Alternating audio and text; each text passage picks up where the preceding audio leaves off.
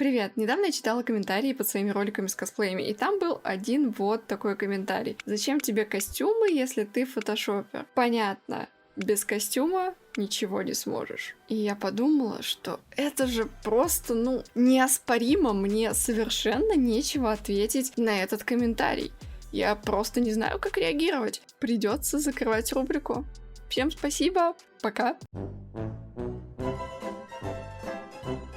Ну ладно, это все шутка, и если серьезно, недавно я посмотрела Аркейн. Это такой анимационный сериал на Netflix по мотивам игры LOL, но при этом, чтобы смотреть этот сериал, не нужно шарить в лоле, так что в целом можно считать это обособленным таким произведением. Я так сильно вдохновилась, мне так сильно понравилась анимация, персонажи, рисовка, как все это подано, какие там атмосферные пейзажи. И мне очень сильно захотелось почувствовать себя в роли одного из персонажей. Я выбрала для себя Джинкс, или Паудер, это такая девочка с синими волосами, и решила перевоплотить себя в этого персонажа. Для этого взяла фотку со старой своей фотосессии, которая, по-моему, даже была в конкурсе, и решила из нее сделать себя в образе Паудер. И все это исключительно с помощью фотошопа. И в этом ролике вы увидите, что из этого получилось. Поехали! А спонсором этого ролика и моим постоянным помощником в создании артов являются Envato Elements. Это огромный сток фотографий, видео, музыки, графики и даже 3D-моделей, которые в общем содержат более 56 миллионов элементов. У меня есть подписка на Envato, и только она покрывает практически все проблемы с поиском исходников для моих работ. Тут есть огромное количество фотографий под любые запросы и различные фотоэффекты, и качество ресурсов здесь на высшем уровне. Помимо всего этого, тут есть кисти, графика и шаблоны для презентаций, а если вы занимаетесь монтажом, то вас порадует огромная библиотека стоковых видео, музыки и звуковых эффектов. Хотелось бы в очередной раз отметить раздел с 3D-ресурсами, на котором ты можешь найти нужный тебе объект, затем выбрать ракурс и сохранить его как PNG. Это значительно упрощает работу с поиском объектов в подходящей перспективе. И самое крутое, что этот и другие разделы постоянно пополняются новыми материалами. И все это, причем в неограниченном объеме, доступно по одной подписке от $16 в месяц. Подписка дает вам доступ к неограниченному скачиванию и лицензию на все ресурсы. Ну а без подписки вы можете получать определенное количество бесплатных элементов в месяц. Специально для вас в описании под роликом я оставлю ссылку на Envato Elements. Присоединяйся. Что ж, приступим к моему перевоплощению в Джинкс. Признаться честно, я очень давно не работала с персонажами. Последние 3 месяца я сосредоточилась на окружении, и моя последняя работа, которая была завязана как-то на персонаже, тоже была с косплеем, но была она в августе, и, честно говоря, работы с одеждой там вообще не было, потому что там у меня был готовый костюм, и все, что нужно было сделать, это поработать фон, подрисовать волосы и подрисовать освещение. А вот в этой работе уже придется работать по полной именно с персонажем и с проработкой одежды на нем. Первым делом нужно было подогнать меня под образ Джинкс. Для этого, очевидно, пришлось замазать очки, которые вообще никак не вписывались в этот образ. Также я накидала форму волос, чтобы вообще понять, как они будут лежать в дальнейшем. Я сделала это очень грубо, с помощью какой-то мягкой кисти, просто чтобы понимать дальнейшее расположение волос и как-то понять, как вообще буду выглядеть с этой прической. Дальше я взялась именно за смену одежды, и тут мне помогало несколько вещей. Первое, это я просто загуглила, как выглядит косплей Джинкс на Алике, взяла фотку оттуда и добавляла какие-то элементы к себе на фотку. Второе, это я использовала готовые рендеры и какие-то фотки похожих аксессуаров, похожей одежды. Все это закидывала на свою фотку, поставляла в нужные места, дорисовывала, меняла цвета и подгоняла все это под одно освещение, чтобы все это подходило к тому освещению, в котором в данный момент нахожусь я на фотке. Не могу сказать, что я достигла в одежде именно стопроцентного сходства, но я постаралась к нему приблизиться и взять все-таки какие-то элементы, которые подходили этому персонажу. Тут моим главным помощником был цветовой тон насыщенность, которым я подгоняла цвета. Также просто обычная дорисовка, с помощью которой я красила объекты, дорисовывала, убирала ненужные части. И все это помогало воссоздать тот самый образ, который мне нужен. Самое сложное для меня, как оказалось, это полоски, которые нужно было нарисовать. Их я делала с помощью текстуры полосок, но не все так просто, потому что на штанах есть складки, и полоски должны быть как бы со складками. Поэтому я с помощью пальца немножко их искажала, чтобы смотрелось все более реалистично. Ну и, понятное дело, я не просто накинула полоски, а накидывала частями, чтобы подогнать их по форме персонажа.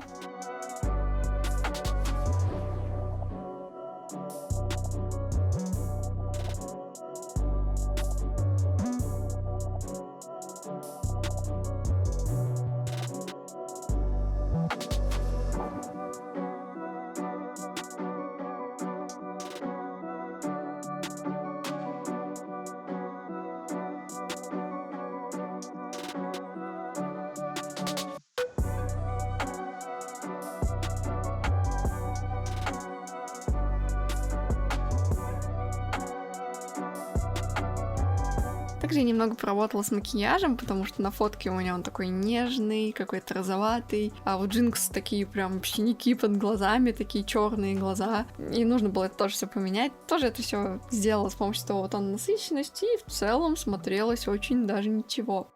На этом этапе я старалась как раз-таки работать именно с персонажем, я не парилась, как будут расположены слои, потому что в будущем я все это объединю в один слой, и буду уже делать обтравку, и на новом слое уже в проекте с фоном делать волосы, потому что я не вижу смысла делать волосы до обтравки, потому что их потом придется вырезать, все равно дорисовывать, поэтому проще пока забить на волосы и поработать с ними уже позже, когда я буду делать фон, чтобы прорисовать волосы уже сразу на фоне. В целом мой подход не меняется, я добавляю какие-то фоточки, обрисовываю, цветокорю и пытаюсь сделать себя похожей на Джинкс.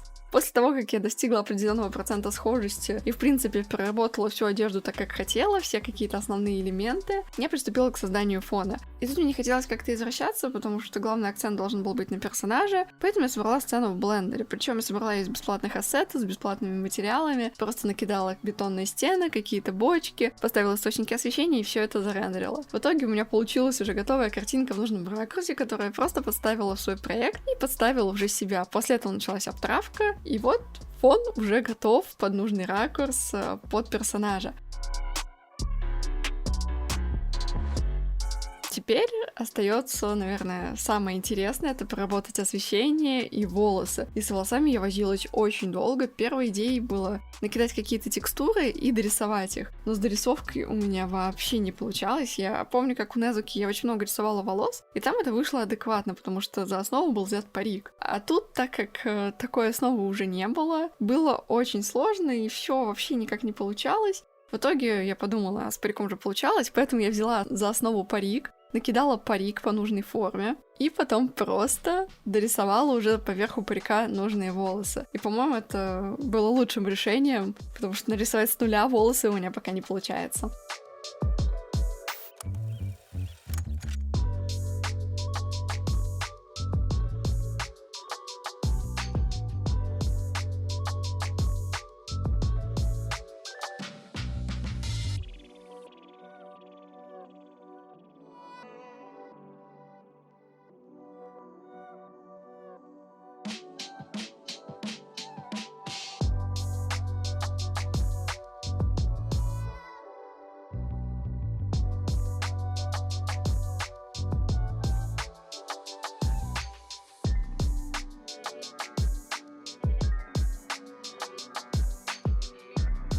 Дальше я начинаю проработку света и теней, потому что теперь у меня есть готовый персонаж с одеждой, с прорисованными волосами, но все это не подогнано по свету и теням к моему окружению. Тут начинается обычный процесс, когда я цветокорю уже полностью персонажа, добавляю какие-то тени, добавляю какой-то свет, меняю его оттенки, чтобы он больше вписывался в фон. Конечно же, рисую тени от персонажа. Признаться честно, тени от персонажа я взяла со своей исходной фотки, там я выкрутила с помощью кривых все до такой степени, чтобы тени проявились очень сильно, скопировала их, просто ставила в режим Multiply, и как бы тени получились, но с одним условием, что их нужно было в итоге доработать, добавить тени под косичками. А в остальном все было готово, и это получилось довольно легко. Основной моей идеей в плане освещения было то, что я хочу добавить мерцание на стены. Мерцание — это такая штука из вселенной Аркейн, и в каких-то вариациях оно порастает как светящиеся корни. Я подумала, что будет как раз прикольно добавить это сюда, на этот арт, поэтому на задний план я добавила корни на стену, а на передний план я добавила корни перед персонажем и немножко за ним, чтобы они сбоку обходили. Там как раз изначально был свет в блендере розовый, и поверх добавив корни, я как раз-таки даже как-то больше обосновала этот источник освещения. После того, как я добавила источник освещения в плане корней, нужно было добавить этот цвет уже на персонажа, потому что корни издают такое розово-фиолетовое свечение, и, понятное дело, оно будет влиять на персонажа. Я приступила к прорисовке света на персонаже, и тут важно отметить, что я просто максимально старалась отдалиться от вот этого контурного света, когда все рисуют большие полосочки. Мне очень сильно это приелось, надоело, и я старалась рисовать контурный свет более реалистично, через блендыф и через hue saturation. И какой-то прям контурный свет в виде полосочки я добавляла в каких-то исключительных случаях, когда вот там будет какой-то блик как раз-таки на контуре.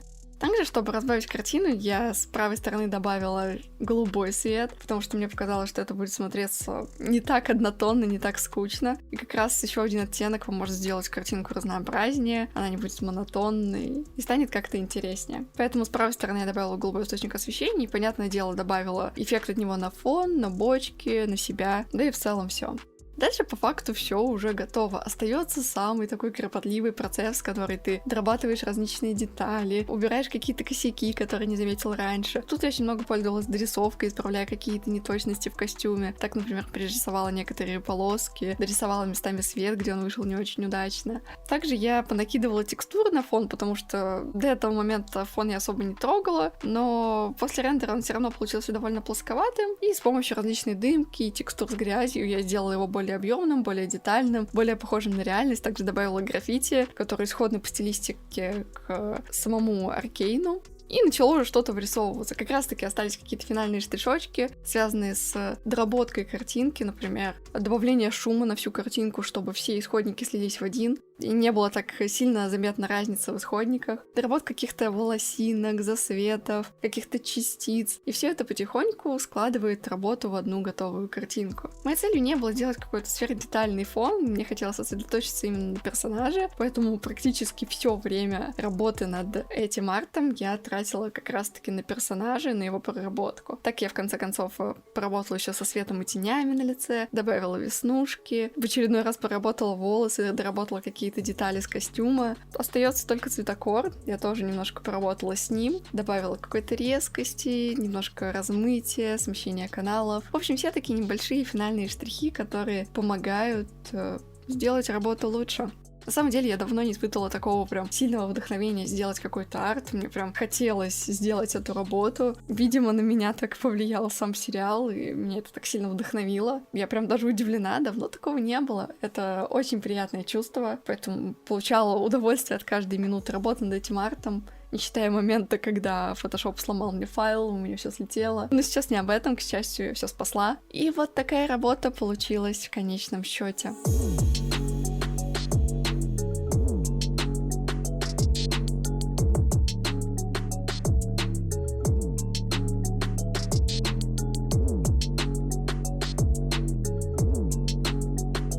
Вот такой арт получился, и, честно говоря, мне довольно уже непривычно работать с персонажами. Очень давно я этого не делала, но все-таки результатом я довольна. Обязательно ставьте лайк этому видео, пишите комментарии, потому что это помогает продвигать мое творчество, и это мотивирует меня делать видосы, а без вашей поддержки на ютубе делать абсолютно нечего, и вообще выживать на ютубе невозможно. И все ролики живут только благодаря вашей активности в комментариях, между прочим. Пишите ваше мнение насчет арта и вообще такого подхода, где я только с помощью фотошопа делаю из себя другого персонажа. Интересно почитать ваше мнение. Также пишите, смотрели ли вы Аркейн, понравилось ли вам. А если не смотрели, то обязательно посмотрите, это реально очень годная штука. А у меня, наверное, все. Большое спасибо вам за просмотр, удачи вам в творчестве и до встречи в следующем видео. Пока!